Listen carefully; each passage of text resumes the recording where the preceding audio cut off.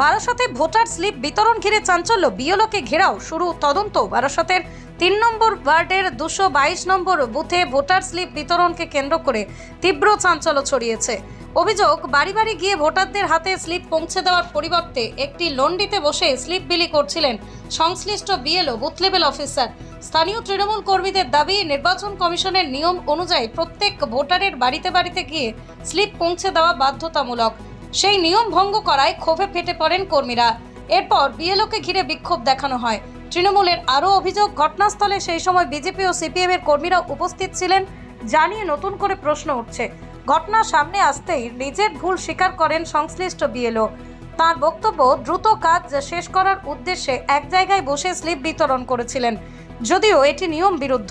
তিনি মেনে নিয়েছেন তা। অন্যদিকে বিজেপির পক্ষ থেকে পাল্টা দাবি করা হয়েছে, এলাকায় কর্মরত বহু বিএলওই তৃণমূলের ঘনিষ্ঠ, তাই এই অভিযোগ সম্পূর্ণ ভিত্তিহীন ও রাজনৈতিক উদ্দেশ্য প্রণোদিত। ভুল তথ্য ছড়িয়ে পরিস্থিতি উত্তপ্ত করার চেষ্টা চলছে বলেও দাবি বিজেপির। ঘটনাকে কেন্দ্র করে রাজনৈতিক চাপানুতার তুঙ্গে পুরো বিষয়টির তদন্ত শুরু করেছে নির্বাচন কমিশন। আমি তখন দেশবন্ধু রোডে প্রচার করছিলাম আমার সব সঙ্গী সাথী নিয়ে। তা আমাকে এই পার্টের যে আমার উনি বিএলও, এই পার্টের যে বিএলও 2 বা যে কনভেনার এই নির্মল, ও আমায় ফোন করেছিল যে বৌদি এরকম আমরা বৌদি বলেই ডাকি, বৌদি এখানে এই দোকানে বসে লন্ড্রির দোকানে বসে করছে। আমি বললাম বৌদিকে বারণ কর, বৌদি কিন্তু ঝামেলায় পড়ে যাবে। আমি একবার না, আমি 4 থেকে 5 বার ফোন করেছি, কিন্তু যেহেতু আমি কাউন্সিলর হিসাবে ওনাকে সরাসরি ফোন করতে পারিনি, কারণ উনি ওটা অন্যভাবে নেবেন তখন, বা ওনার যে সঙ্গী সাথীরা বিএলওর বা যেখানে বসে দিচ্ছেন ওনারা আমাকে অন্যভাবে নেবেন। ওই জন্য এই ভোটের সময় কাউন্সিলর হিসাবে আমি ওনাকে সরাসরি ফোন করিনি, আমার কনভেনারের মাধ্যমে আমি ওনাকে জানিয়েছিলাম। যাই হোক, ওনার শোনাটা ওনার ব্যাপার ছিল, এই পর্যন্তই। তারপর আমি এখানে আসি বা আদার্স সবাই খবর পেয়ে এখানে আসা হয়েছিল, তারপরে ওনার সাথে কথা বললাম। কারণ উনি এসআইয়ের ফর্ম এখান থেকে ডিস্ট্রিবিউট করেছে।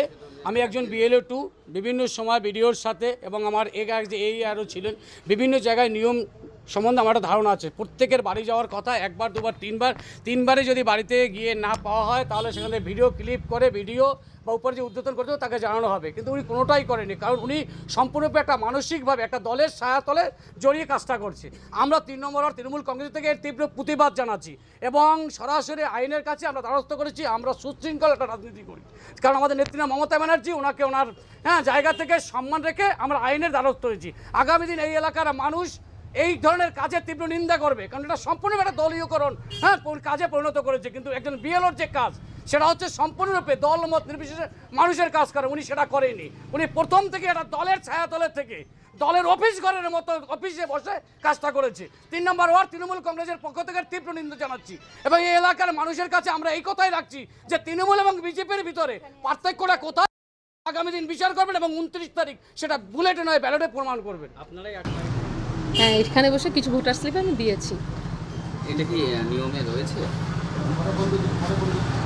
আসলে অ্যাকচুয়ালি সময়টা বড্ড কম, তো সময়টা ভীষণ কমের জন্য 2-2.5 দিনের মধ্যে আমার কাজটা করতে হবে। কারণ আমার হোম ভোটিং আছে 25 তারিখ 26 তারিখ, আর কালকে আমার বিডিও অফিসে আবার একটা ট্রেনিং আছে।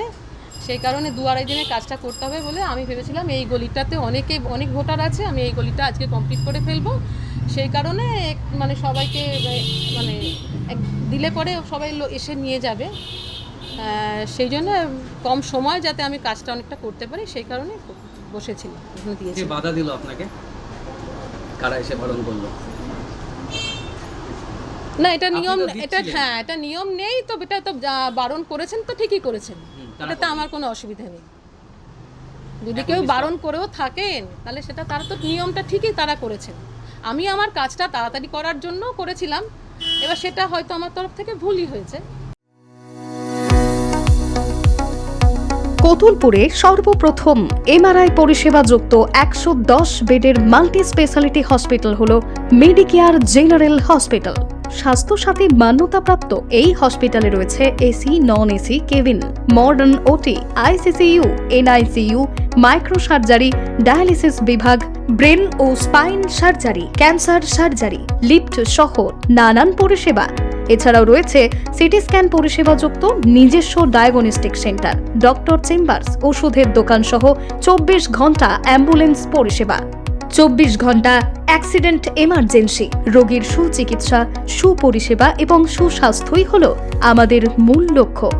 ঠিকানা সরিষাদিঘি, কোতুলপুর, বাঁকুড়া।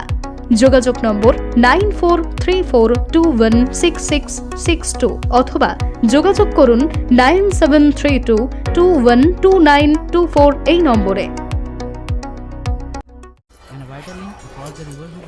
কি গো, আমার নেকলেসটা কেনার ব্যাপারে কিছু ভাবলে?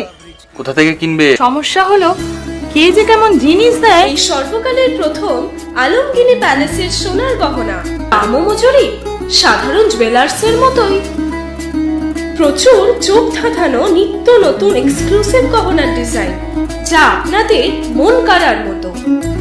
বাহু, অন্নপ্রাশন অথবা যে কোনো অনুষ্ঠানে আপনার পছন্দ মতো গহনা অর্ডার নেওয়া হয়। যখন দাম ও মজুরি সাধারণ জুয়েলার্সের মতোই, নিত্য নতুন ডিজাইন ও প্রতিটি গয়না গ্যারান্টি যুক্ত পাওয়া যাচ্ছে, তাহলে আজই চলো শোরুমে আলমগিনি প্যালেসে।